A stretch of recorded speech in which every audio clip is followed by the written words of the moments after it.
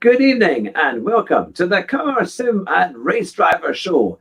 And tonight we have two very special guests, a unique combination of commentators. It is Chaz Draycott and Chris McCarthy.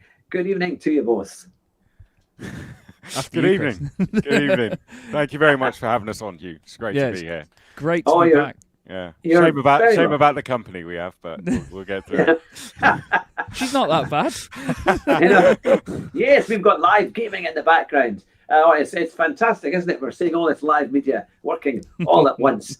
Now, you've both been on the show previously. Chaz, you were on earlier on in the year. Yes. And Chris, you were on, I think it was about April, May time. It was a bit earlier on in the year when you were on. And you were very excited about all the things that were happening and about the unique kind of commentary that you're going to be able to do now. I think have you been working together as well at some of the races this year? Yeah. In the strange way. Yeah. We our calendars have aligned a few times, which has been cool. Yeah, it's been a bit of a strange one because Chris has been doing Formula Regional European Championship by Alpine, which is the longest series name in the world, and I felt sorry for him all year having to say that. But obviously, Renault going through all of its sort of branding at the moment is basically becoming Alpine, and any of the racing is going to be Alpine essentially because that's their sort of sports brand, like Mercedes have AMG and other companies have, people that like to buy R-Line Golfs and pretend they've got a Golf R, stuff like that. But they all have these sort of second brands. And because of how the calendar's worked around Europe, Chris and I have managed to be at some of the races together, and it's been a really good laugh. We were at Red Bull Ring together, which was absolutely unreal. The scenery there is beyond anything I've ever seen in my life. But Monza, just last weekend, we were in Monza together, and we both stood up on the podium. The famous podium that hangs over the circuit. And he went up the day before me, didn't you? And you were like, "You're gonna love this." It was insane. I think I was on the phone to you or something when I was up there. I was like, "You've got to come up here. It is absolutely awesome up there." But you got to see the start of the GT race, and I didn't, so I was a little bit jealous about that because that must have been pretty cool. Yeah, that's going to be in my vlog. That's going to be in my vlog. Looking forward to it. What's the choice of beverage, by the way? Don't say apple juice. Don't say apple juice. Why not? Is it actually? It's apple juice, yeah. No, and I've got water. We're like the most. You got the most boring commentators on. I could get the Palinka out. I've spoken to you enough about that. Yes. No, that's fantastic. So where did it all begin this year? Because obviously with coming out of COVID, everything was restricted and it was difficult to get to. Well, a lot of races still didn't either start on time, didn't they? Or they only started having spectators on track later on in the year. So what was the first big event of the year that you were able to get to? Mine was Nogaro in France, Clio Cup Europe. I hadn't even commentated in the UK this year up to that point. And it was at the start of April, so it was when things, after Christmas, it was sort of, we're on the downhill again of things getting stricter and stricter because the cases were rising. And I was, to be fair, very oblivious to what you needed to travel and so on. I had possibly the worst trip of my life. I had the wrong type of COVID test to begin with, so I got turned away from my first flight. And I was flying to Pau Airport, which is in the south of France. And it's a very small airport. I think they only have 6 flights a day. So they have 3 either in or out in the morning. Then they close the airport in the middle of the day. And then they open it again for the evening where they have the 3 flights that either come in or go out. And because I missed the first flight, I had a 9-hour wait at Charles de Gaulle in Paris to then go to Pau. By the time I got to Pau, my car rental company had already closed because it was about 11 o'clock at night. And then I had to buy a night at the hotel over the road. Annoyingly, I didn't know that the airport closed in the day. So the next morning, I went over to the airport from this hotel, just walked across the road. And I got there 10 minutes after it had closed, so I had to sit and wait till 3 p.m. in the afternoon. And obviously couldn't go back into the hotel because they'd given me a key in. And it was raining. It was just the worst trip.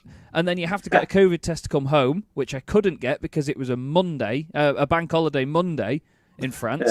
And they didn't do tests on the weekend. So I had to get a written confirmation thing basically saying he's not been a naughty boy, he's not got COVID, but when he comes home he's going to test. So it was honestly but the whole weekend was just stress. You know, it was great when I got to the circuit. You know, people saw stuff on my stories and so on in the sun. I got horrendously sunburnt only on my right-hand side, but that's a different story. But yeah, it was very, very difficult. So it didn't start the year well for me, and that made me very nervous about all the travel, to be honest. Yeah, at least now it's a little bit more straightforward. We've got all the vaccine passports and things like that. Oh, way easier. Yeah. And how about you, Chris? Because you were very excited because you got a very big new job this year, didn't you? Working for Motorsport TV. How has that been? Yes, really good. You know, it's quite strange, you know, reading the news, up just about motorsport. It's a bit of a dream job, I guess. You know, reading the news is pretty cool, but just to have it all about motorsport is great. So Mexican Grand Prix qualifying's on now, and I'm in tomorrow, and that will be our day, really, building up to that. I think we've got MotoGP on as well. So basically all we do is go in, watch racing, and then report on it. And that's pretty much it. But no, the team there are really, really great. Everyone's been very helpful, and I've been really enjoying it. Got to interview some real cool people. The last one was Anthony Davidson on Friday, ahead of his last race today, which was really great. So so I'm really enjoying it, and looking forward to doing more. So what's been like your biggest scoop that when you're on Motorsport TV and you have do you have a kind of headline that you have, or what's been like the biggest kind of most exciting thing you've ever had to explain on the TV when you've been presenting? Oh, I don't know, actually. We've had some, breaking news, drivers signing and stuff like that. We've had some sad news as well, which, we've had a whole bulletin written, and then someone's passed away, and then we have to scrap everything and rewrite it. But the interviews have been the really good part of it. We got to speak to Venturi Racing. So we had Susie Wolf and the two drivers in together, which was quite cool. Wow. Yeah. Juan Pablo Montoya, when he joined us, I did his first interview, and I interviewed him and his son together, which was quite cool. That's so sick. So he's part of the team, so he comes on quite frequently. I interviewed him a couple times. I lots of different drivers. I was this close to interviewing Pierre Gasly, which I was so excited about, and then his Skype wasn't working, so they had bad signal where they were, so it didn't quite happen. But we've had loads of good drivers. One good one recently was Jonathan Ray. Actually, that was a really cool one. So getting to interview people in other forms of motorsport is something I've really enjoyed doing, and reporting on rallying and bikes and touring cars, stuff like that. You get to do a bit of everything. So it's keeps you're up to speed with what's going on in the world of motorsport all the time, which is good. That's really good. And is it quite a big difference having interviewing somebody in the studio and then getting used to doing it on Zoom or however you do it online? Does it bring the nerves up a little bit when you're sitting right next to them? We've only ever had a few in the studio. We've not really, because of COVID, we haven't really had many people come in. We tend to interview people from the tracks. So on a Thursday, when they're doing press conferences, that's when we tend to interview them. So most of our interviews are done through Zoom. We have had some people in the studio. So we have the journalists that come in and work in the office as well from time to time for Autosport magazine, and we'll get them in to have a chat about all sorts, really. So if there's been if it's on a Thursday, we'll chat about the press conferences, what they're hearing, see if they're picking up any stories. On a Monday, we always do a reaction to the Grand Prix if it's been on. Stuff like that, really. It's mostly it's through the we're doing it through Zoom, but sometimes we have people in the studio. James Allen I've interviewed in the studio when Max Mosley passed away, actually, and that was quite because he knew Max quite well. So that was one that was sprung up on us. We were about to record our final bulletin, and then we got the news through that he'd passed, and James came in and we had a chat with him about it. So that's quite an odd one to prepare for. You don't really get much time. You've just got to go with it. So, but James is kind of leading the show there, and he's a really good guy to work for, I have to say. Yeah. Oh, fantastic. Now, Chaz, what has been, because obviously you're flying, you told us about your disastrous flight going to the south of France, but I've seen you do lots of different, covering lots of different types of races. What's been some of the highlights of your year this year as you've been, because you've been obviously been to Monza, but you've been to some other rather glamorous tracks too. Yeah, it's hard really because this is my second year doing real world commentary. I have to refer to it as real world commentary because I started in sim racing and now I do this. You know, I don't separate the two. It's all commentary. I treat it all with the same sort of approach. But I'd say I've been awestruck by a lot of places I've been. Austria is unbelievable. Like my vlog about that came out today actually because nice. I think I saw the link about that. Yeah. I was lucky enough to spend me and Chris had the weekend in Spielberg, which is just the most beautiful place I've ever been. I used to maintain that Iceland was the most amazing place I've been, which not many people have been. Austria blew it out of the water. It was insanely pretty. The people are all great as well. And to be fair, the track is just the most stunning place. It really is the most stunning place. So I'd say in terms of location, that's definitely my favourite. From the racing point, though, I've maintained this year that the craziest people in motorsport are the ones that drive the biggest things and the smallest things. And I'm referring to the European Truck Racing Championship because European Trucks has been incredible. Everybody there has been great to work for. The Germans are hilarious. I don't know where all these stereotypes come from about Germans because they are hilarious people and they get you very, very drunk. So don't drink Palinka if they ask you to. But on the other side of things, away from the trucks, which are 5 tons, 1,200 horsepower, 5,000 newton meters of torque, you've got supercarts. Now, the people that drive supercarts have got nothing speaking sense to them in their head. They are 100 and something plus horsepower in a cart, 450cc national carts as well, 6-speed box. They do about 150 mile an hour, and they're not strapped in. They don't strap in. They'd rather wear leathers and get thrown from the thing than be strapped into it. And some of the speeds, I mean, they can do 100. It's something stupid like 120 mile an hour to nothing in like 3 seconds, maybe even less than that.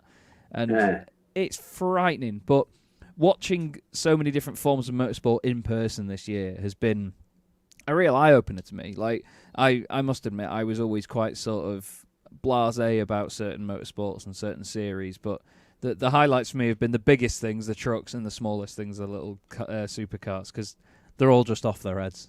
Absolutely off their heads. It is kind of crazy. I remember watching a few years ago some supercar videos, and I just could not believe how quick they are. And they were streaming. They were they're racing through some town in Europe it's on the somewhere. Isle of Man. They do that on the Isle of Man.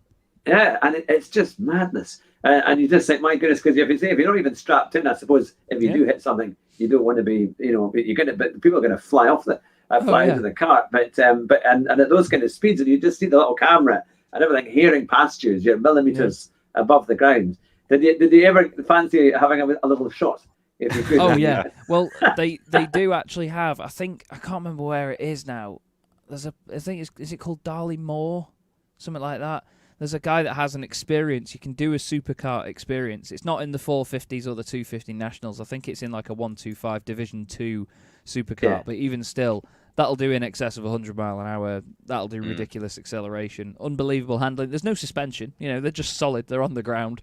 That's how they are. Yeah. But you can still experience it like that, and I would love to have a go in one because they look so much fun. I mean, they're even doing 130 mile an hour at Silverstone National in the wet down the straight. Goodness me. And that's crazy. I think it's Gary James. I've commentated with him a few times this year. You can tell how much I love these things. Gary James told me that in '97 at the British Grand Prix, supercarts supported the British Grand Prix. Yes, it did. Yeah. Oh, wow. And one of them went round cops faster than Jacques Villeneuve did in his F1 car.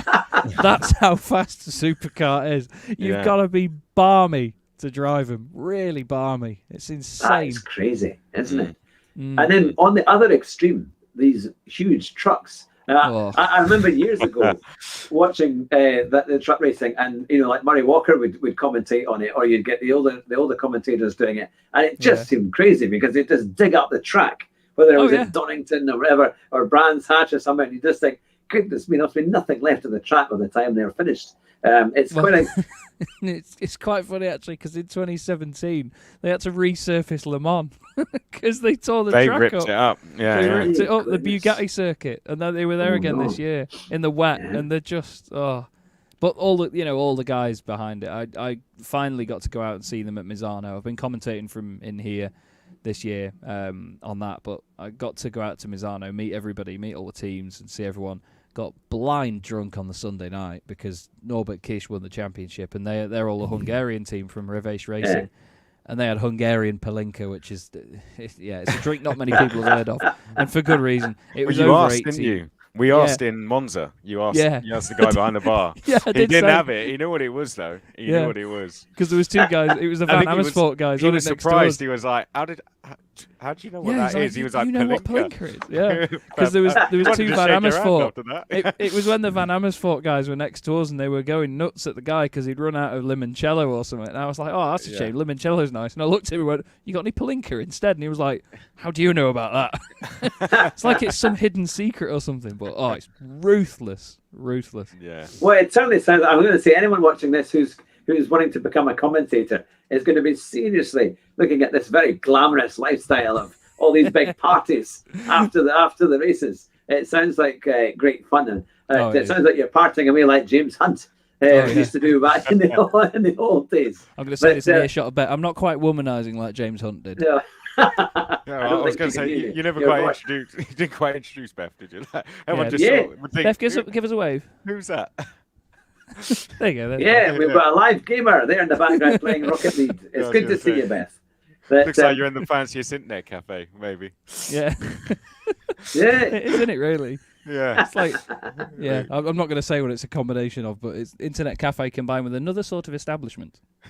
Oh. Yes. Now it's good. Turn the lights red, and there you go. Oh, there you go. Look at that. Yeah, no, it is really. Yeah. Now we've got more people joining the chat. We've got Aces Bully who is in here as well. But feel free to write down your questions, put them in capitals first, so I can ask the questions to Chris and to Chaz. But let's get into a real commentary question, because obviously going around commentating on all these great races and exciting championships, have you kind of modelled yourself or any particular commentators, or kind of how do you kind of compare yourself to anybody else, or what was your motivation? Who inspired you, or who inspires you as a commentator to try and emulate? I'll let you go first, Chaz. Charlie Cox. He used to race motorbikes in Australia, I believe, and then he took on racing in the UK. He came over to do the British Touring Car Championship. There's famous footage of him rolling his Montego, or even a Ford Granada, I think it might have been, multiple times into the last chicane at Thruxton. And it's Murray Walker commentating on him at the time. And they have that famous shot where they're looking at the chicane, the cars are coming towards them, and this Granada, with all four doors flying off it, just rolls through shot. And it was Charlie Cox. He almost ended up on the motorway. He was that far away. But Charlie was absolutely hilarious, while also being really good at calling it how it was instantly. Mm-hmm. He could have a battle going on with 3 or 4 drivers, and he would be able to always update you saying, menus move to the left of Muller, and Muller's looking down the inside of Tarquini. Like, just the instant calling and getting the names right of who was working on who and who was where. He was so good at doing that, telling it how it was, but making a joke about everything, every single corner. My favourite line of his was that there used to be a Norwegian driver in British touring cars called Roger Moen, and I think he was Norwegian anyway, so if Roger ever watches this and finds out that I've said that, he's not. Sorry, Roger. But he went off and he was going down the craners at Donington Park. Oh, that's blasphemy, isn't it? Sliding down the hill, and the car was bouncing around all over the place. And you know how low Super Tourers were. It's ripping the splitter off. The bumper's full of grass. It's going everywhere. And Charlie's like, "Well, would you look at that? Roger Moen's mowing." Yeah. And just that one moment just killed me off. But that's Charlie. He's Australian, so he's got this thick accent. And him combined with John Watson was one of the best commentary duos ever, because John is much like he is today. He's very well spoken. He doesn't take any rubbish from anybody. He calls it how it is. Back in my day, you only got points for 5th and up and all that. And him and Charlie together. Charlie brought out a lot of fun in John, I feel, and them two commentating on the madness that was the Super Touring era of BTCC is just that's what I aim to be like. If you can pick it apart, do the fast stuff really well, but then throw in a few jokes and make it a bit fun and entertaining, I feel you're doing it right. Yeah. And do you ever watch? Sorry, I'll ask you, Chris, the same question. Who did you try and emulate, or who inspires you in commentary? Mine was a karting commentator called Ken Walker. It was funny enough because he was the legend of commentating in karting. Happened to share the surname, of course, with Murray. So, but yeah, he was the guy that I loved listening to when I was racing in karting myself. He commentated on the World Championships, the European Championships. He even did an event called the Road Tax Grand Finals, which is kind of like the Olympics of karting. And I remember getting up once at like 2 a.m, I think it was, to go and watch him, listen to him commentating on an event in Egypt, on the Road Tax Grand Finals in Egypt. And then I was actually racing that day, so I was actually knackered that day racing. But it was his commentary that I really used to enjoy listening to. He was he was fairly old when he was doing it, but he was very relaxed, very friendly, very easy to understand. So yeah, he didn't get too carried away when the racing got really heated. He always stayed fairly relaxed, and you always understood what he was saying. So yeah, I really liked that. I thought he was really, really good, and that was the guy that I looked up to most. Probably him, and one other was Will Buxton. I thought he was really good. I used to love watching GP3 and GP2.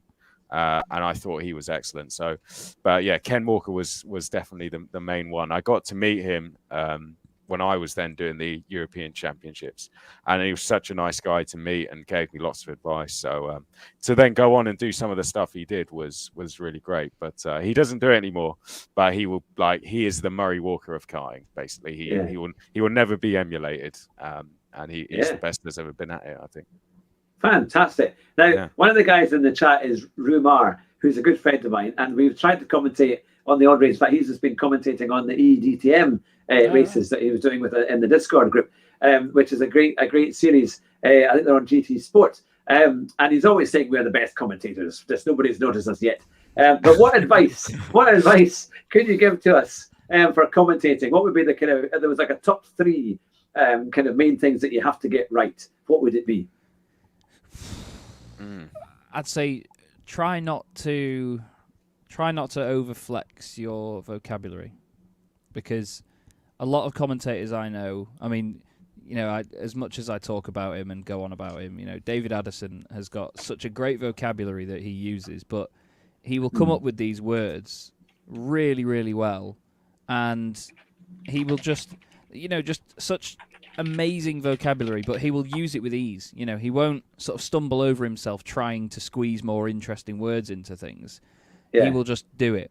And I think that a lot of people, if they do try and use more complicated words, or even when you try and come out with a joke, I often maybe put too many jokes in some of my commentaries, and sometimes I still find now that I will, in finding it funny before I've even said it, I will still stumble over myself.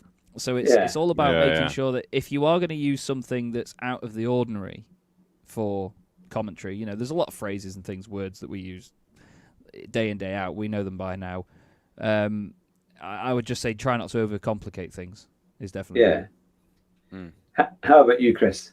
I'd say, first of all, practice. It's great. There's no harm in practicing. I was showing Chaz that I'm currently practicing on Winter Olympic stuff, and it's not something that the only people I've shown is Chaz, a couple other people, and then I've sent it to the Olympics. So practice on stuff. When I first started, I commentated on karting that I filmed myself, so I didn't do it live, and it was great to do that just to get my feet under the table at it and see if I was any good at it. Get feedback as well, and really don't be afraid about getting it. My dad always is very honest with me, so he watches it and tries to not watch it as my dad, just as a normal viewer, and if there's something that he thinks would bother people, he'd tell me, and then just kind of know the series and enjoy it. I think if you've done your research a bit, that really comes across You don't have to throw it all in, as Chaz will probably say himself. You know, Yeah. you can do all of this stuff, and you probably will never. If you had 10 pages, you probably only use half a page. Definitely. But in a red flag situation like I had at Monza, 20-minute red flag, you're on your own. That's when it comes in really handy. But enjoy it. If you enjoy it, the viewers enjoy it. And you know, if you're having good fun, if you've listened to Chaz, for example, in Clear Cup Europe, it's pretty funny to listen to at times. So, you know, you can tell he's enjoying it, and the same with the trucks. So, if you're really I love the Formula Regional Series, so that probably comes across. So, yeah. I'd say those are kind of the main things. The main things. Yeah. Fantastic. I'll definitely back up the point on research as well. I've worked with a number of commentators where, you know, I'm not naming names because, you know, everyone has their own style. But where people have come to me with like binders full of research and pages of stuff, and they plaster them all over the place. But then in the heat of the moment, you can't look away long enough to be, oh, where did they finish in this year in this championship and so on.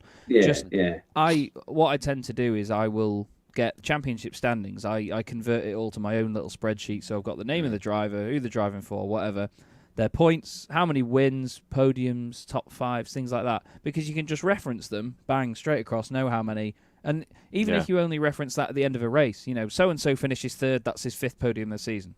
Things like that. You know, it's having, like, the information is mega to have, but it's how you present it to yourself so you can reference it without breaking your flow. And I think that's the main thing as a commentator, because a lot of people, you can tell sometimes when they're distracted by something or whether they're looking for something and suddenly there's this stuttering and they stop. So it's, like Chris said, you know, don't overload yourself with information. It's good to have it when you need it. Yeah. But don't feel like you have to cram 10 pages of research into it. You know, if you're just saying, oh, so-and-so leads from so-and-so and so-and-so, you're not going to say so-and-so who was the 2015 Formula Renault 2.0 champion and did this, and karting ahead of so-and-so, because something could have happened by then. Exactly. And I'm doing a lot of this. Do that. Get the energy out when you commentate. And me and Chris both stand up when we commentate 90% of the time. I don't when I'm sim racing, but I throw my hands at the screens and hit everything. Concentrate your energy as well. Yeah, one tip I could give is I write my grid sheet, so when I get it printed out, I write a point next to each name. Chaz will know this. Often when you're at a race like we're doing this year, the camera will go down the grid, and when the camera's on the car, there's a good chance to just throw something in about them. So I'll write out a point on each driver, and that can be anything. Like I've got, you know, I've also got a spreadsheet as well. Like that's a really good thing to have. So it can be, you know, what their result was the last race. Anything. I go and speak to them all as well. I know Chaz does this as well. When you're in the paddock and you go and speak to the drivers and you have a relationship with them, then that's the best info. You can have a whole binder full of notes, but you go and speak to a driver, and then you know, those notes are almost worthless because you know exactly what's going on in their head that weekend. So so that's definitely the best thing to do when you're lucky enough to be at a track. Go and speak to the drivers. They do enjoy it. I know it's a little bit daunting when you first go out there. I remember my first Formula Renault race in 2019, and I was really nervous to go into these, like, you know, big tents and go and see the drivers who are often in the trucks, sort of hiding away. But you know, they love it, and they do appreciate the fact that you're going to come and speak to them. So sometimes you don't get the time because you're commentating on so many stuff. If you're doing a track day when there's 8 classes, for example, you just don't have the time. But if you're doing just one race, perfect. Go and speak to them. As well as enjoy it. Of course, you got to enjoy it while you're there as well. So that's when I think we have a good balance. Me and Chaz have a good balance to that Austria. But I was going to say that. Like, I think, to be fair, we've been quite lucky this year, haven't we? Because with doing just one of the series that's racing there, like, I mean, Imola, for example, when I was out at Imola, I think the Clios usually have their qualifying in the morning on each day, Saturday and Sunday, and then they have the race to correspond with that qualifying in the afternoon of both days. So when it gets to Saturday afternoon, I commentate on the race is done, and then I don't have to do anything until like 4 p.m. the next day. So I can just go to the circuit, enjoy the racing, enjoy what's on, you know, just watch it, just be a spectator, go and enjoy that. You know, not everyone's always going to be lucky enough to do that, and, you know, I thank my lucky stars that I can fly around Europe and go and do this. But, yeah, like you say, if you enjoy it, I mean, if you love what you do, you'll never work a day in your life. Everybody says. Yeah. And No, I feel this year that I haven't worked a day. It's been amazing. But not to put a negative twist on it, but what I would say is, if you are thinking of doing it, don't do it because it's a job in motorsport. It's definitely something that if you want to do well at it, you have to enjoy doing it. Because if you do sound too bland or too corporate or too forced into it, just because you want a job in motorsport, not because it's an easy job to get, 'cause it's not, that's not the right reason to do it, I don't think. Yeah, you've got to be quite inspired, isn't it? Quite inspired to do that kind of work. So you can take an audience with you on that. I always remember, I think it was 1992, the French Grand Prix, and it was BBC that was covering it. And it was a wet race, and it was so wet they had to stop the race, and there was lots of problems with the cameras or the viewing, and in terms of like the connections kept dropping, so you couldn't see Murray Walker, or you couldn't see the race, but you could hear Murray Walker and James Hunt in the background. And of course, for about 10 or 15 minutes, there was no pictures at all, and so Murray was told, "Oh, we've lost pictures," so he had to keep everything going.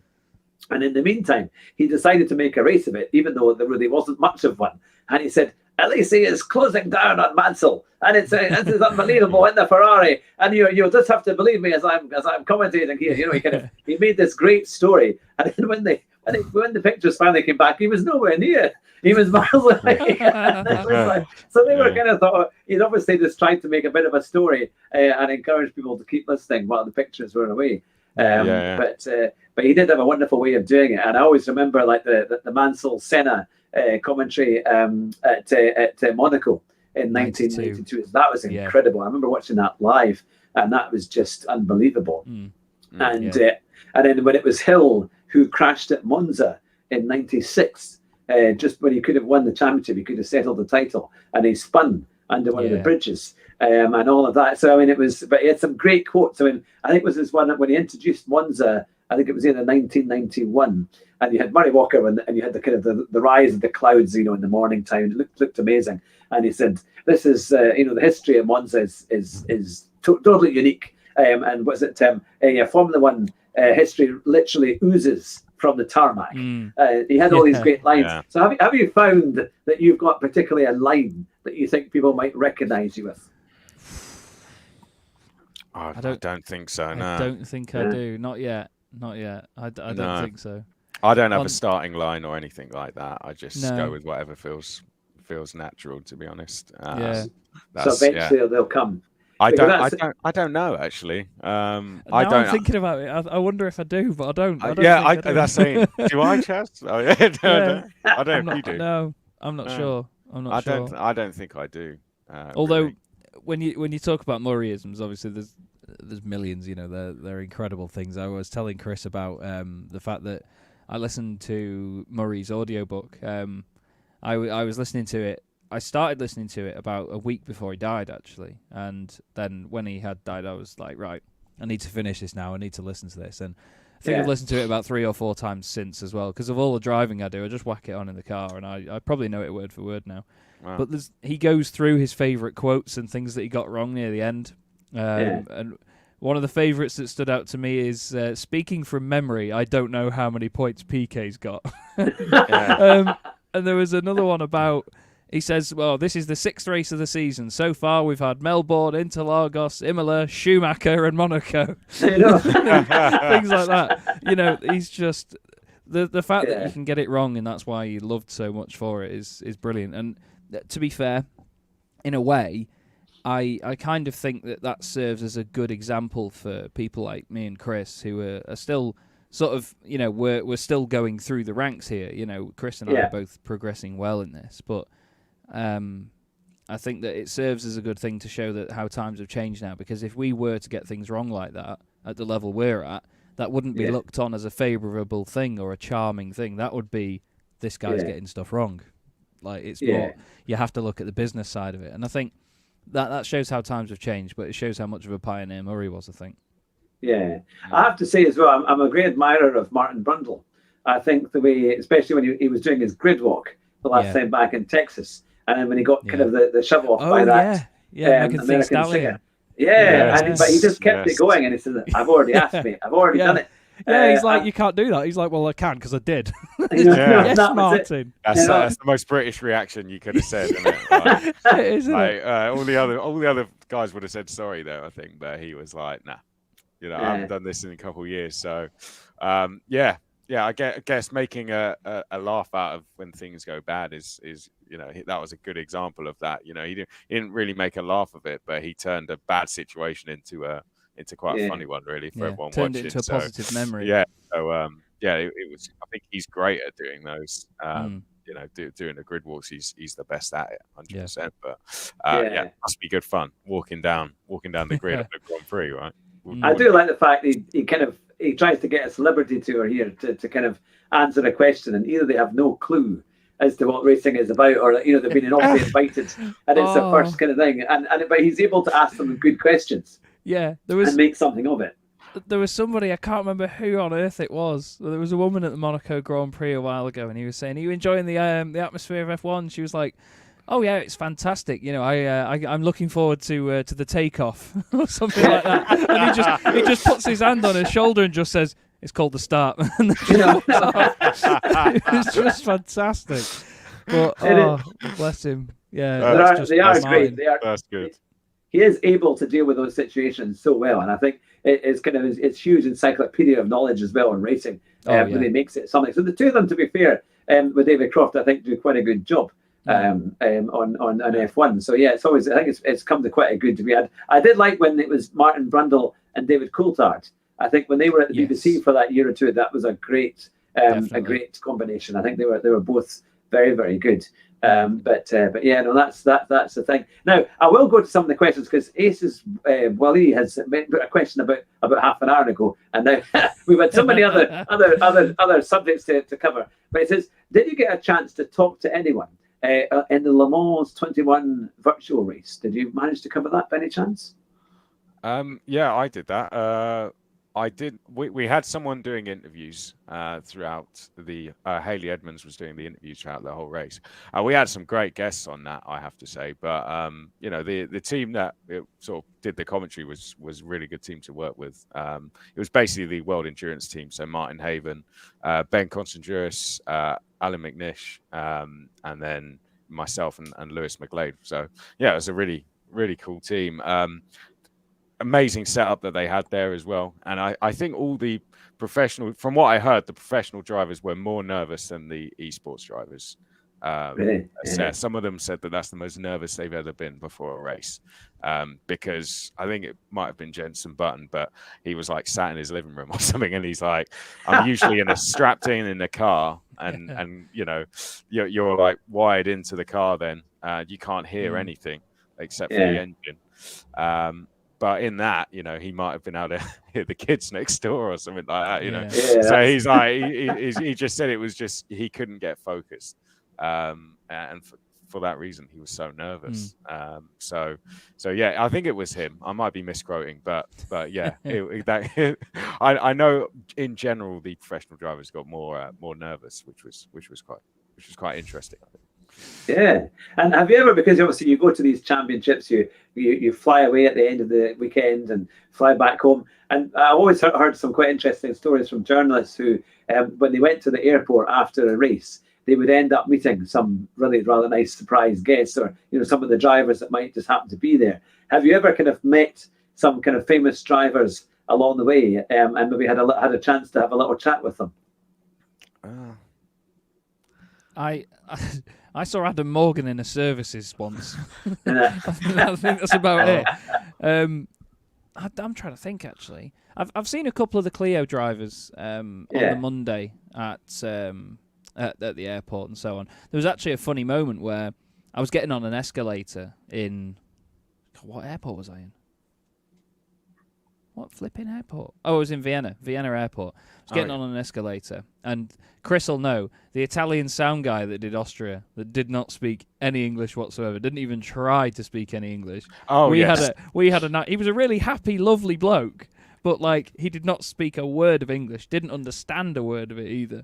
and we had a nightmare communicating with him the whole time. And he just smiled and stuck his thumb up at everything we said, and we were like, no, not good. Like, no. Like, the sound was getting broadcast out live while we were stood around chatting, and he was like, we were like, no, not good. Yeah, but I I bumped into him in the airport at the bottom of this escalator, and I was like, oh, hey, it's you. And he was just sort of like, didn't know what to do. But then as I got onto the escalator, the guy behind me was saying, come on, stop talking and get on with it. And I was like, all right. Turned around and it was Tarek from Renault, and he was like, "Come on, Chaz, get on with it, mate. Get on with it." So you see like a load of the staff and drivers and everybody in the airport the day after, but I can't think of a time when I've seen sort of like a celebrity style driver as such, really. Yeah, I haven't seen any. I don't know if I have seen any celebrities because I can't drive. I have to often get lifts around with everyone. Thankfully, Chaz helped me out loads at Monza. But I guess one of the weird ones, I got a lift back to the airport at Mugello with Robbie Kerr, which was I used to be a big fan of his, like when I was growing up. So I even got his autograph at the A1 GP. But he's Zane Maloney's driver coach, and me and Zane are often on the same flights home. Yeah, he drives quick. I'll tell you that. We didn't have long to get to the airport, and he was taking curbs like around roundabouts and stuff. So yeah, it was quite bizarre though. You know, I do remember like I used to go and watch A1 GP at Brands Hatch, and yeah, I loved him. I thought he was great. And he's a really nice guy. Yeah, it was really cool to speak to. I don't think I brought up the fact that I asked for his autograph. I didn't bother bringing that bit up, but I just said I used to watch him. That's fantastic. Yeah. And if there was somebody that you would like to meet or like to interview, who would it be? What famous racing driver, if you could get a chance to interview them, who would it be? Mika Hakkinen. Hands down. I wouldn't get many words out of him, but I would honestly, like, Mika is my idol. Favourite racing driver of all time. Only driver Schumacher ever admitted that he feared. You know, he was the man to take on Schumacher, and well, obviously he'll beat him as well. But yeah, Mika had Michael in his back pocket for a few years, and I think that, yeah. But he's like, he takes a lot of aspects that we see nowadays in Kimi Räikkönen. You know, he's very Finnish and very just says one word to an interview, as James May pointed out when he met him. But Mick has got such a positive mindset, and he's always such a happy bloke. There's a video where him and Nico Rosberg went driving Mika's P1, McLaren P1, in Monaco. And, you know, Mick is taking the mick. As soon as Nico starts driving, he's like, oh, I've got to get something. And he gets his helmet out the back of the car and puts his lid on and stuff. And he's like, I can't risk anything, Nico. I've got 5 kids and all this. And did you know, actually, this is really...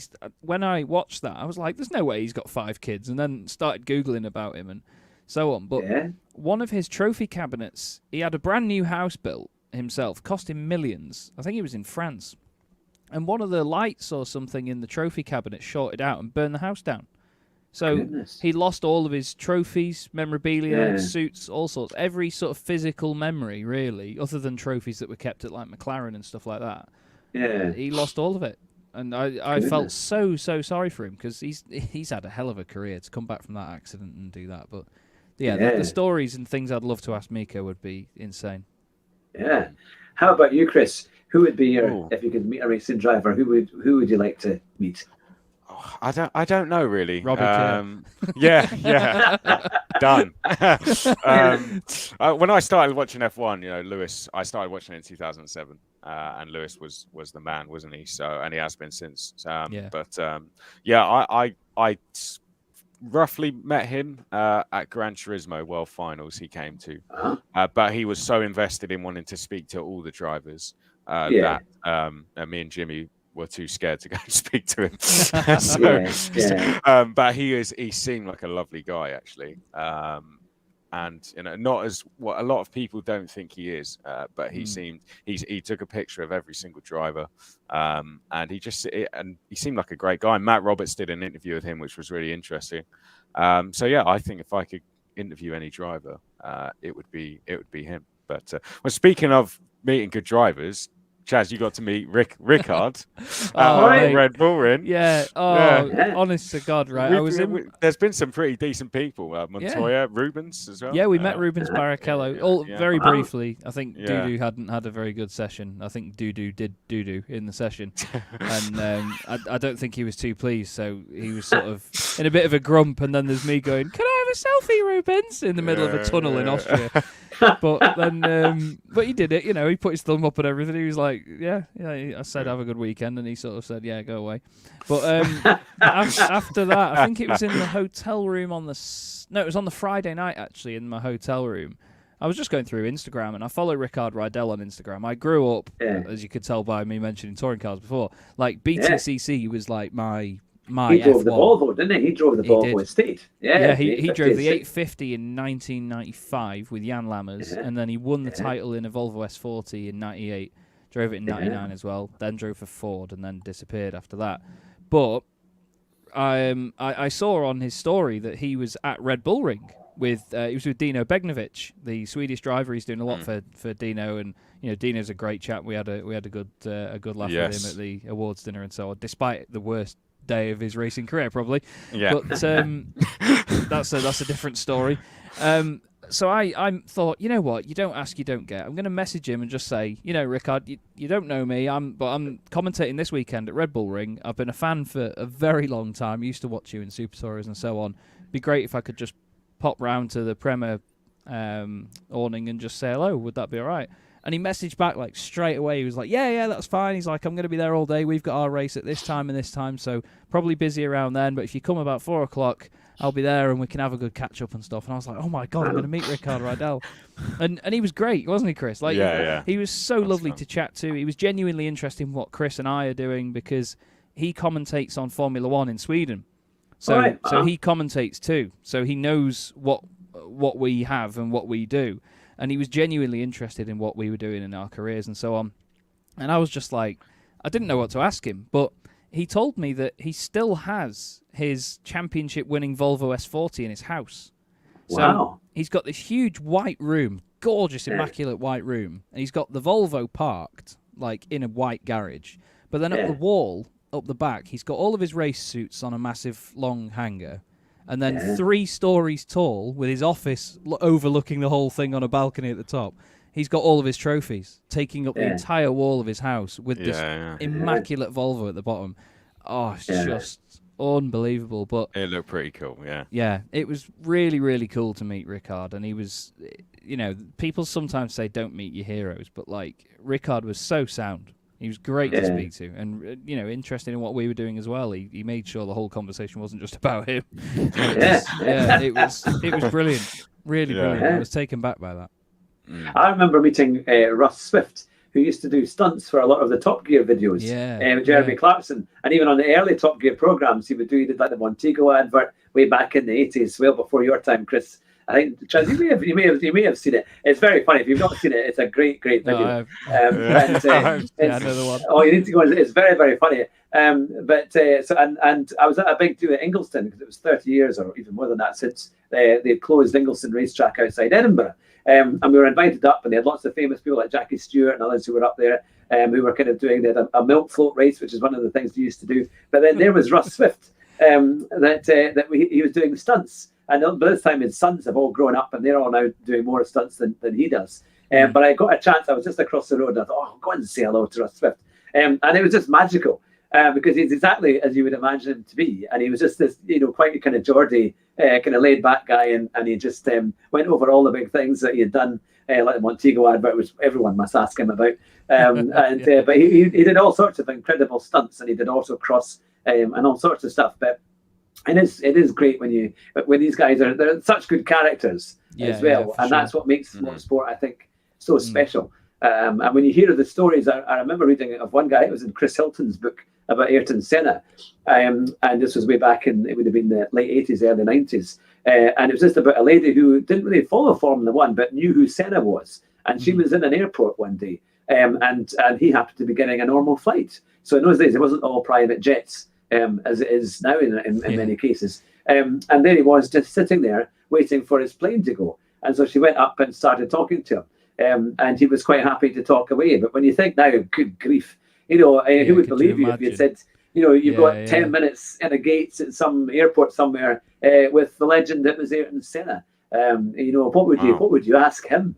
I mean, that's the thing, Well, one interesting encounter I had was, now this has sort of come full circle in a way. It's a bit of a strange one to mention, but in 2007, I was lucky enough to go to the Goodwood Festival of Speed. My dad was quite high up in the marketing for Morrison's for the whole country, and they had a strong partnership with Xerox, the printer manufacturer. Oh, yeah. And they sponsored the World Superbike team for Ducati at the time.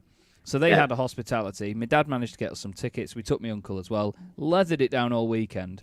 But I was really getting big into my supercars at the time. So they had this, we were at turn 1, so they came straight towards us at Goodwood and then turned right past us. Yeah, it was beautiful.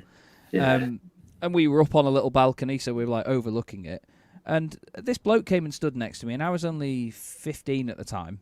So I was stood there going, oh, that's a Jaguar XKR. It's got a 4.2 litre V8, this much power and so on. Oh, it's Bugatti Veyron. It's got this size engine, that much power and all that. And I was like telling my brother about this, but this bloke was stood next to me at the time. And then this guy started talking to me for a bit, and we were chatting for about half an hour. And then my dad comes out and says, oh, he's sorry he's disturbing you.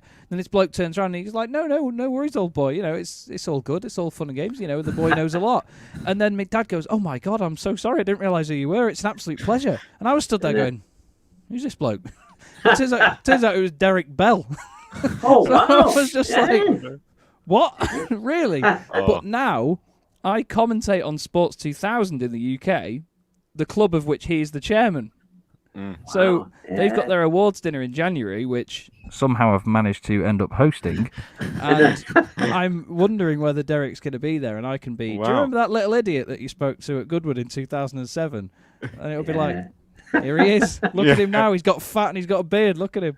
But, I had a kind of similar experience in terms of speaking to someone you didn't really know it was them. Mine was with John Watson, actually. Yeah. Oh, it was at Paul Ricard. It was my first flyaway. Similar to Chaz, I couldn't do the first Formula Regional. They didn't let me to the first 3 rounds because it was at F1. I know you had a similar experience with Clio's. But Paul Ricard was the first. Yeah, Paul Ricard was our first one we got to go to. I went to see the commentary box, and there was someone in there kind of on the computer, and I just started speaking to him. I recognized his voice. I didn't know who it was. Didn't know his name though, and just spoke to him and asking him random questions. And the fact I didn't mention anything, I don't know. I don't know if he was kind of just waiting for me to go, yeah. And then he left, and I was like, oh, that was quite cool. And then I think it was David Addison came in afterwards, and he was like, oh, you're speaking to John there. I was like, and then I kind of figured it out. I was like, John Watson. And then I didn't see him the rest of the weekend. I was like, oh no. Bless him. All we were talking about actually was COVID and about traveling. About how much we were talking about how much of a pain it was. You met John Watson and had 10 minutes with him. What do you speak about? COVID. Yeah, because he was saying, "Oh, this has been a nightmare, isn't it? Getting out here." I was like, "Oh, don't stop!" And we just moaned about COVID for 10 minutes, and then he left. Oh yeah. I hope I get to meet him again because actually. Then you can see you running the race from the last. I want to say hello properly this time, So, but yeah, I've made mistakes like that before. I interviewed Will Stevens and got his team wrong, and he was in F1 at the time, and it was at the Autosport show in front of an audience as well. So that was embarrassing. I said he drove for Caterham and he drove for Marussia, was it? Yeah. Then he signed to Caterham after, I think. So there you go. You're almost there. I was reading the future. Yeah. Exactly. Although prophetic words. He was very nice, though. He was very nice. He didn't say anything. He sort of laughed a bit and then just carried on like I'd said the right team. And I was like...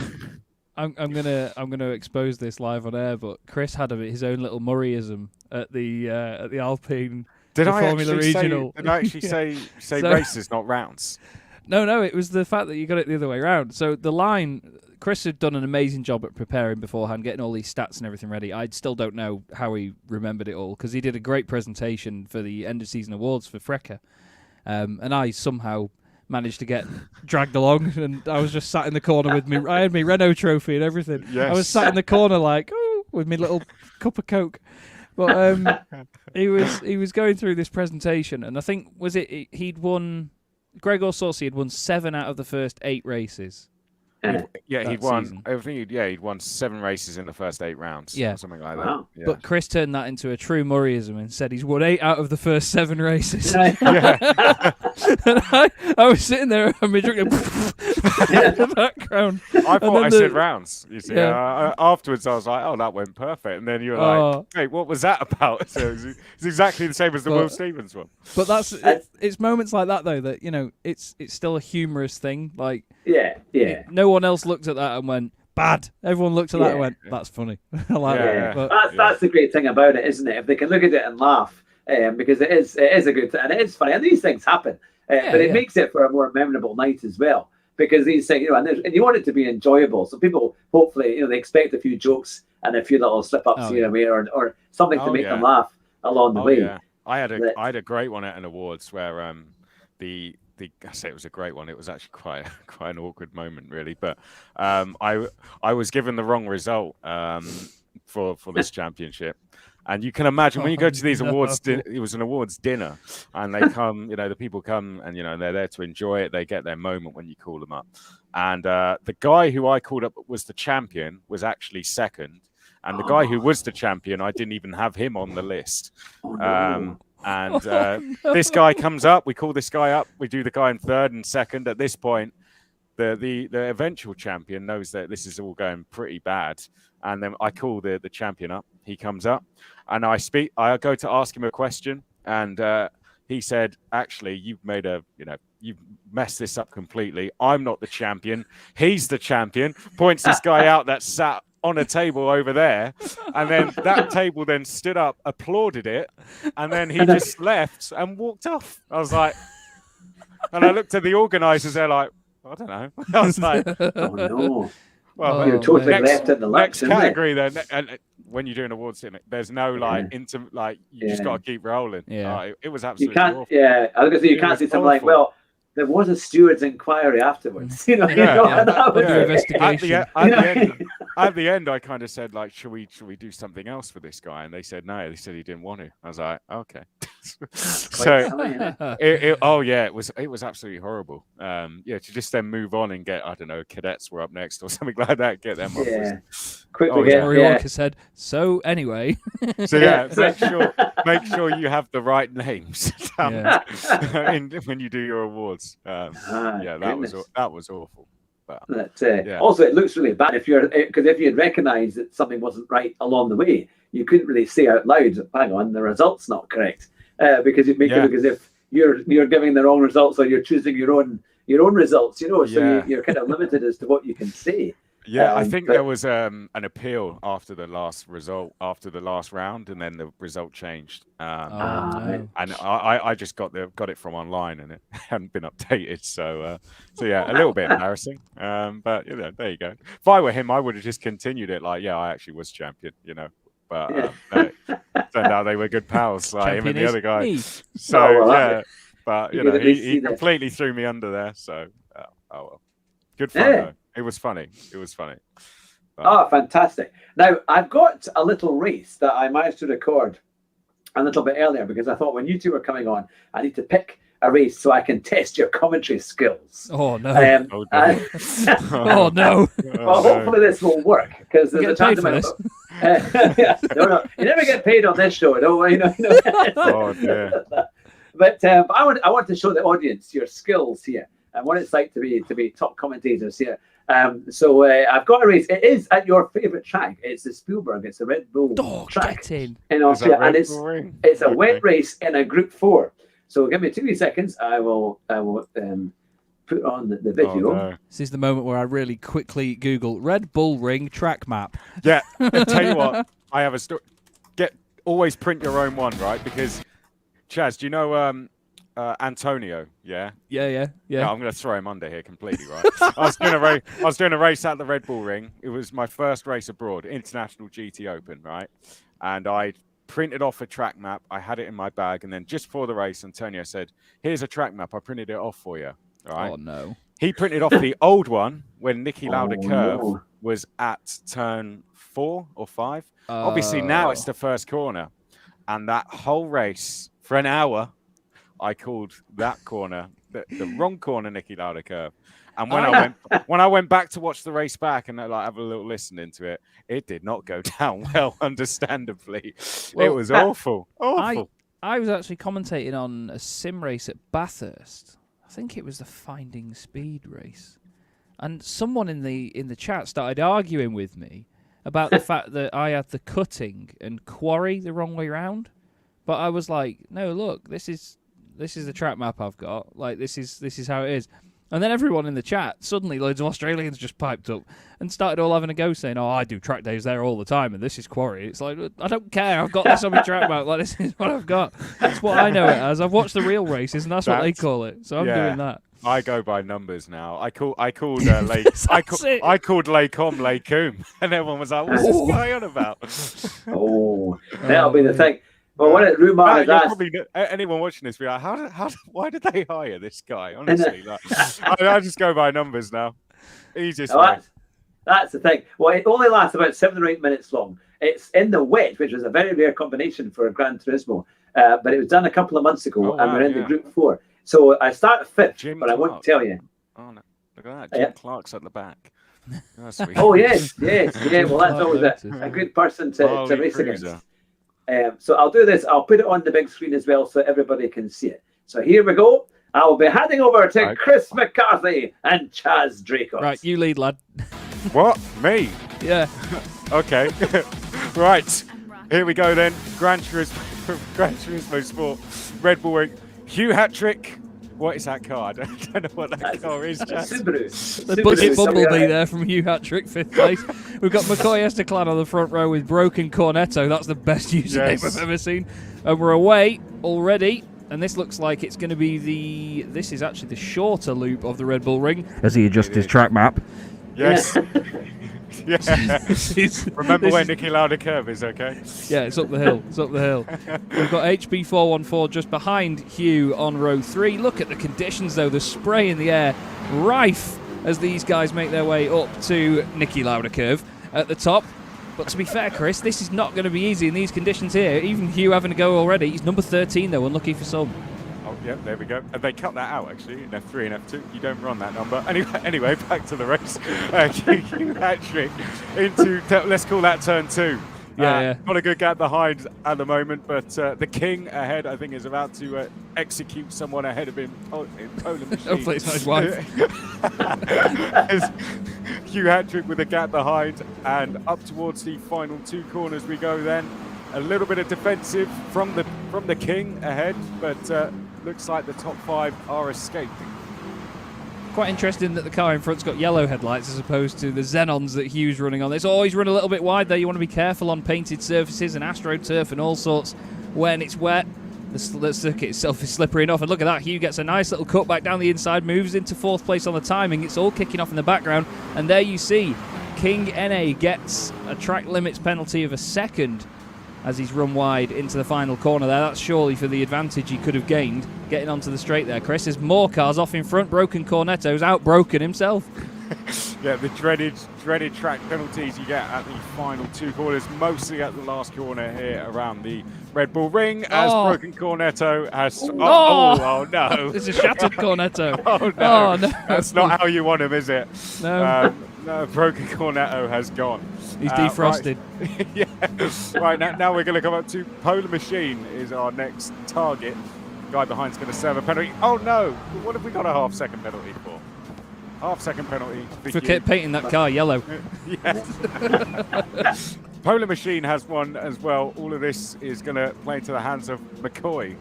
I haven't heard of that indeed. flavor of Chris Estaclan.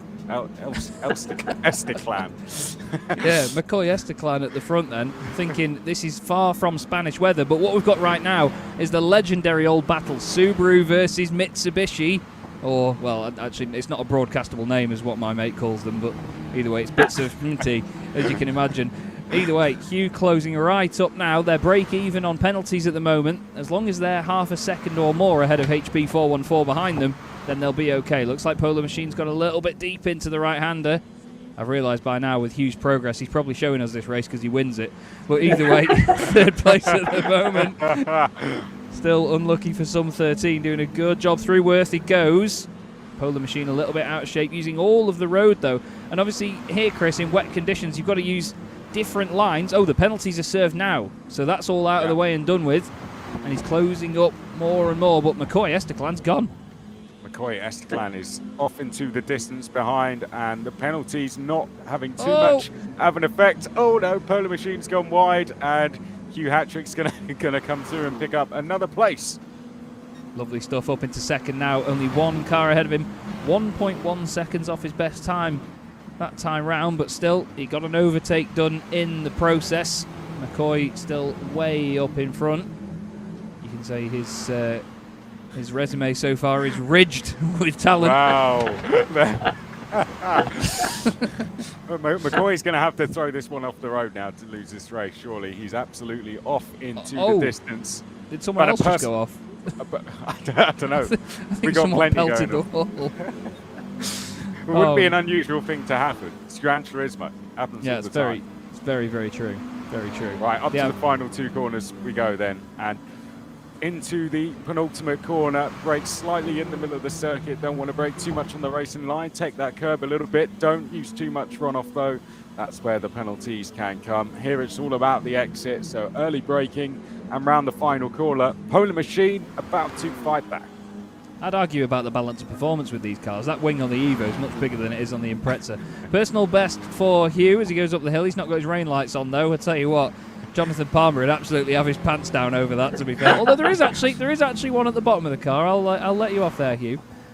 He's managed to run that one at least. But honestly, the amount of people, I live in Crewe, so none of them know what headlights are around here when it goes dark. But Hugh Hattrick still holding on to second. Although Polar Machine starting to put a little bit more pressure on there. He's not quite been given the cold shoulder yet, but he's certainly getting close. So difficult to hold your pace around here as they go out of Worth and then up over the crest down to Rint. And apparently the last corner here is called Red Bull Mobile, but let's hope it's not a mobile corner, because if it changed every time you got to it, that'd be a bit of an inconvenience, wouldn't it? What's this one called? This one's Rint. This is Red Bull Mobile, this one. Right, for Red Bull Mobile then. And Hugh Hattrick with a gap to McCoy ahead. This is we're commentating on Gran Turismo sometimes. At HB414.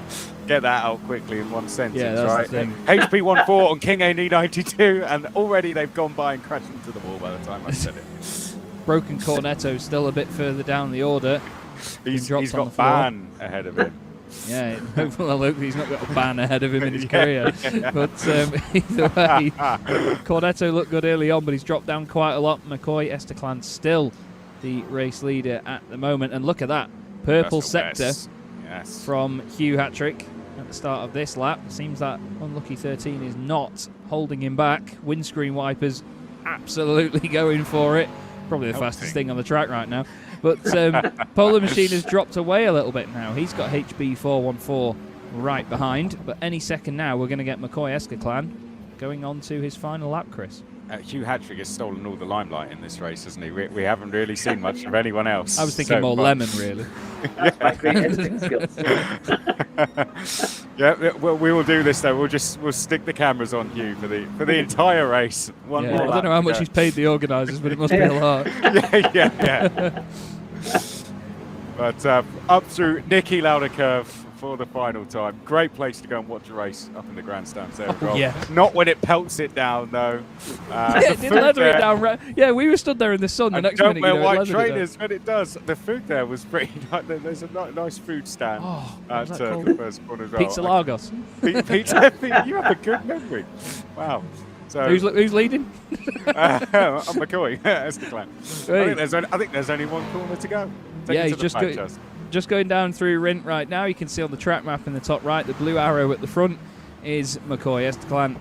Comes round the final corner, keeps it all together. But into second place after starting fifth on the grid, Hugh Hattrick makes his way round. And it's the big yellow lemon that finishes in second place. That's not a nickname that's going to stick. A big slide from Polar Machine. Does he get a penalty? Is he going to lose that spot to HB414? He is. HB gets a podium. Either Bahrain or Qatar. Don't know the difference between the two flags. But either way, Mitsubishi on this occasion beats Subaru. Broken Cornetto got Fantastic. 1 place back. Look at that. Lovely Fantastic. 1 place back. Yeah. I don't Oh, know. There we home go. race. Home race for barely 1966. Well, it was barely P6. Oh, that's brilliant. Absolutely fantastic. I thought that would be a bit of fun, and it was. I couldn't see any of the comments when that was happening. But what It said Broken Cornetto should have won, but he wasn't mint enough. That's brilliant. that's fantastic. And that is really, really good. I mean, obviously, you have fantastic banter, and it's great to see you know exactly what to spot in the races and how to make it work. And I do apologise, I did centre that race around me. But there you go. And that's the thing. So for people who are watching, who are thinking about maybe doing commentary, because now there's so many esports races going on and lobbies going on, championships and things, what would you say to them as to kind of how they can, if they're just starting out, what would be the biggest, kind of most important tip that you think would help them on their way? Start in esports. Start, definitely, because you don't have to physically go out there and go to the circuits. You don't have to know all of the driver's history and so on.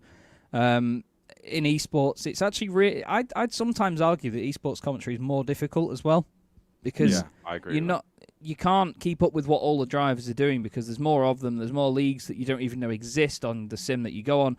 I mainly do iRacing stuff, and I keep hearing about different leagues every day that people do, and I'm just like, where's that come out of? And they're like, well, that's been going on for 5 years, and I'm like, I didn't know that. But you see these drivers, and you don't know who they are, but they could have been some big champion in their own country or whatever else. But you don't have to have that knowledge to do it, and it's a really good place to practice the fundamentals because you don't need to worry about being there in person physically and so on. You just have to sit at your computer and just do it. And you can just get on with it, and you can fine-tune all your skills. The races don't have to be on weekends. I was at a point, I think Chris has been at a similar point before, where you'd have a week where 5 nights a week you would have a commentary gig on sim racing. They're so easy to just jump on and do that it's a fantastic place to start. And if it comes to getting to the real world stuff, if you do move on to that, I'd argue it's about who you know personally, but never be afraid to contact people. Just get on people's radars. Don't pester them, but just get on people's radars and be patient with it. Like it all takes time. Yeah. Fantastic. Now, just before we go, what are the big things coming up for you next year? Now that this year has pretty much come to a close with a lot of the championships, what are you looking forward to next year? I've not been booked for anything yet. After that performance, I'm not surprised. What about you, Chris? I'm not really sure yet. I hope that I will be back with the Formula Regional guys. We had a really good first season, so I'm hoping that that we can hopefully be back to do that again. And Motorsport TV, as long as it's going, I think I want to stay there. So that's so far. I really hope that I can go back and do something with IndyCar again. If Tom, I don't know what their plans are yet, but I'll just sort of fill in for Tom really when he's not able to do it. Tom Game, that is. So more of the same really of what I've been doing this year. I hope Formula Regional is I've really enjoyed it. So the calendar looks great for next year as well. Monaco is included in that again. Hopefully, if I'm there doing it again next year, hopefully F1 are a bit more relaxed on the rules, so we can actually get over to Monaco because wasn't able to go this year. So I'd say that's mostly the things I'm looking at, but I'd like to try and add some new things as well, as always. Fantastic. No, that sounds great. And if you get a chance to go to Monaco and commentate, I don't think much beats that, isn't the atmosphere? Monaco is just incredible.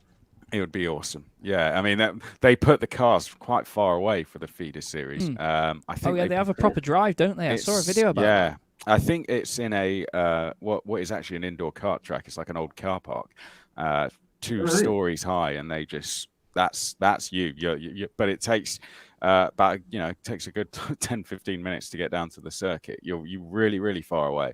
So anyone you speak to when you ask them about Monaco, if they race in Formula Regional, F3, F2, they don't like doing it that much because the starts are really early. You have to. I mean, we were on track at like 7:30 or 8:30, so you got to get to the track incredibly early because getting down to the everything gets pushed back by half an hour or so. Like engine warm up is half an hour before. Getting to the pre-grid is a lot. You got to go a lot earlier than usual. It's a logistical nightmare, isn't it? Yeah, it is. But it'd be great. I'm really enjoying single seaters now. I think I just love to do more and more single seaters. That's sort of where I feel I'm feel I belong. Or where I want to be, I should say. If I could be just doing single seaters, I'd be really, really happy. I think that maybe stems from karting as well, because there's not all the bodywork in the world on karts. I still don't know how you commentate on karting. I did Kart Masters, and it was great, but I don't know how you do it. So karting is, I think it helped that I raced in it, but karting's a really good place to start. If I would recommend, that's a great place. I just went to a circuit that had never had a commentator, and just asked them if I could just jump on the PA system and do it. I mean, I did race there for 5 years, so it was a little bit easier for me to just walk in and say that. But yeah, it's with karting, you have to know the body language of a driver, and with that, you'll be able to read if they're going to make a move. And I think that's a real good thing. You don't know that in car racing, single seaters or esports, but in a kart, you can see a driver's body language when they're going to go for a move as they come out of a corner. Having raced, you just know that they're sitting slightly to one side and they're like, right, they're going to go for this. Telling the drivers apart is very difficult, but you've got to pick off height sometimes. Crash helmets. The first championship I ever did, they all had the same liveries, same race suits on. So the only thing you could tell them apart was their crash helmets. And that was a pretty difficult one to do. But yeah, you got to pick up really little things. Some drivers sit differently in the karts. That's how you tell them apart. Race boots, race gloves, anything like that. So but it is a really good place to start. The guys at Alpha Live are really good to work for. So definitely. they're worth contacting if you want to start in it. And you don't mind taking on karting. Karting's very good. It's tough because there's a lot of races. You do up to 40 races in one day. So it's incredibly tough, but it teaches you. They're really fast races, so you do 40 race starts and 40 race finishes. So it's good practice. My goodness, Definitely. that would certainly get you ready. Trying to get all sorted out with that. Well, it's been an absolute pleasure to have the two of you back on the Car 7 Race Driver Show and seeing you going into all the details of what it's been like to commentate in these spectacular places across the world. I mean, Monza sounds like an absolute dream. As you say, you're on the podium looking over.